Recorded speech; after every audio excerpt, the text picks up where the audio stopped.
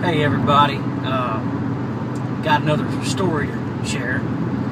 I look at Facebook all the time, YouTube, and different things. And I'm always seeing people putting up scriptures and quotes and links to things, about God and faith. And so I figure, heck,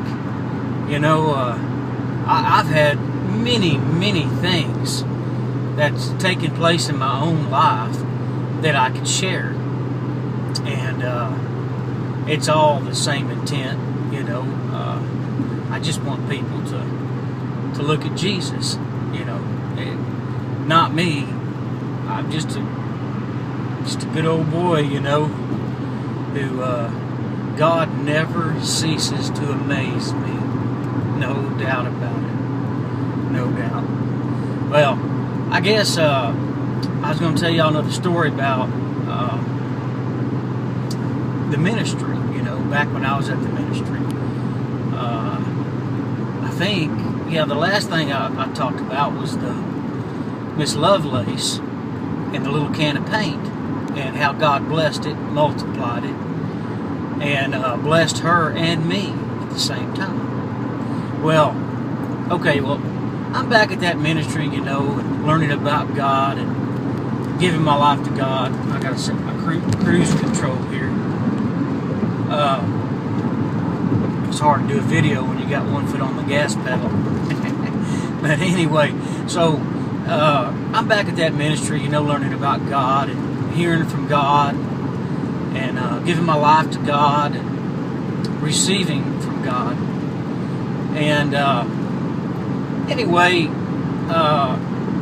the purpose of that ministry, the director had a vision, and his vision was that people, that we'd all get mobile and get RVs or vans, something that we could travel around and go on ministry trips and preach the gospel to wherever God told us to go, So I'm like, okay, I'm all for that, Don't know how I'm going to get a vehicle. Don't have no steady job. Just a kid, I do odd jobs. That's about what I did. I didn't have a steady job. And I live day to day, just in faith, really. But anyway, so one day the director and his wife, all of us were eating breakfast. The whole group, all of us was eating breakfast in town. We did that every once in a while. We'd all go into town and eat breakfast together. And but anyway, I guess the director wanted to check up on me, see what God was telling me, and where I was spiritually, and things like that, But anyway, so after we ate and all that, I was going to catch a ride back with my best friend back to the ministry, And the director come up to me, and he said, "Harold, won't you come with me and my wife back to the ministry? We need to talk." So I'm thinking, I'm in trouble. I don't know what I've done, but this is not normal. I'm just a little guy. I'm the least of all of them at the ministry. Why does the director want to talk to me? But anyway, so reluctantly, I couldn't say. But anyway, I didn't want to get in his car. Finally, I did. I climbed on in his car.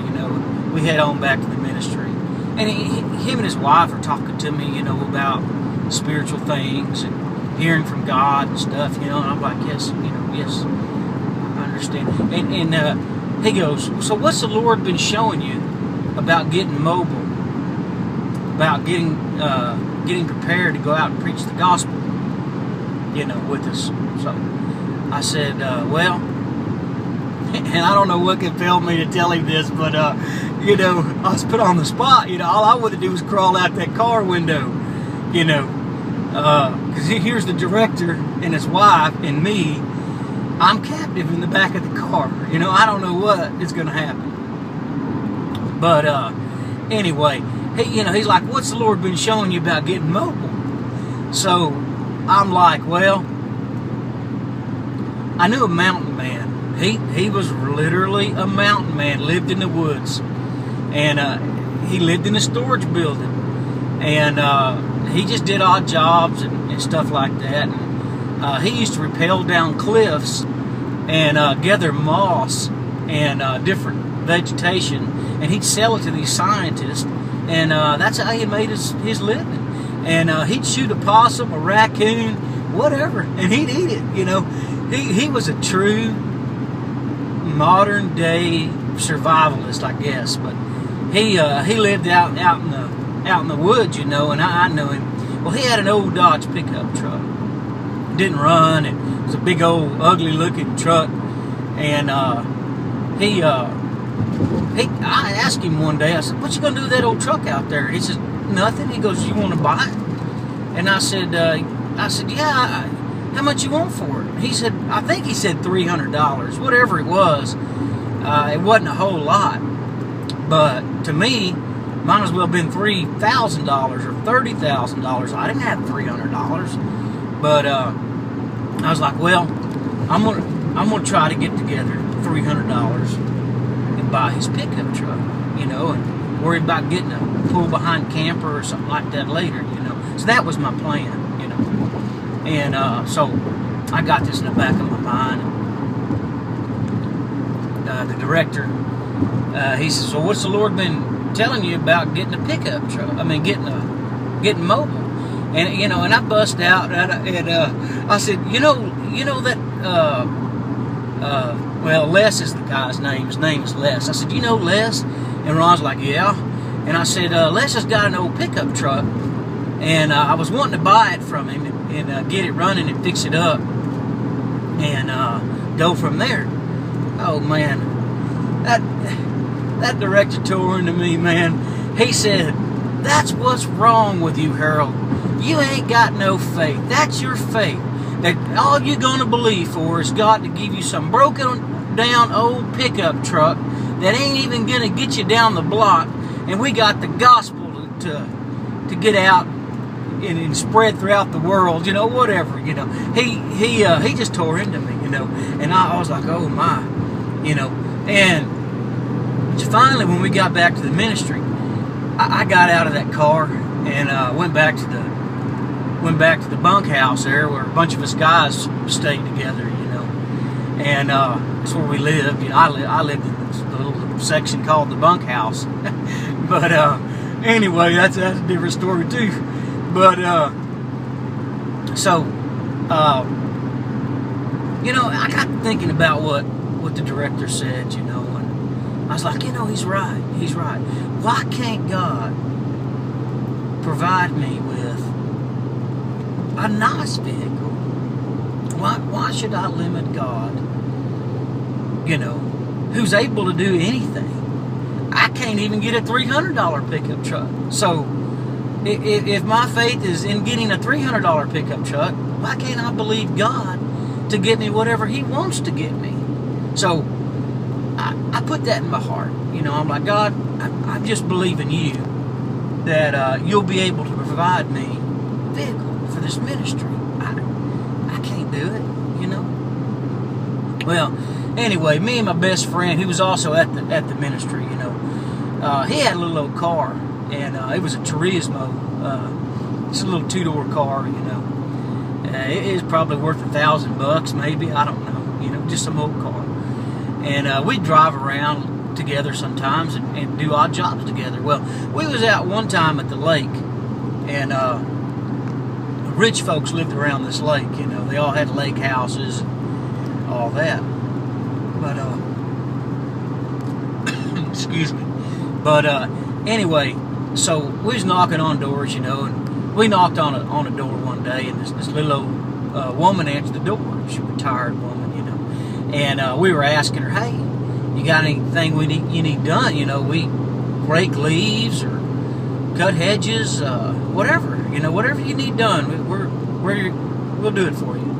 You know, and she said, yeah, I need my yard raked. It's in pretty bad shape. You know, so me and my best friend, we started raking the yard and everything. And what we would do in our where we was at that ministry, you could burn whatever you wanted to. There wasn't no burn restrictions, you know, in the whole state. It didn't care. It didn't matter, you know. So what we'd do is we'd rake them leaves up on an old sheet that we had, and pick up the sheet and put it on the hood of his car and drive it onto the back of the property and burn the leaves, you know, instead of sacking them up like you do in the city. Man, you just burned it. And but anyway, so we're out in the country, you know, around the lake.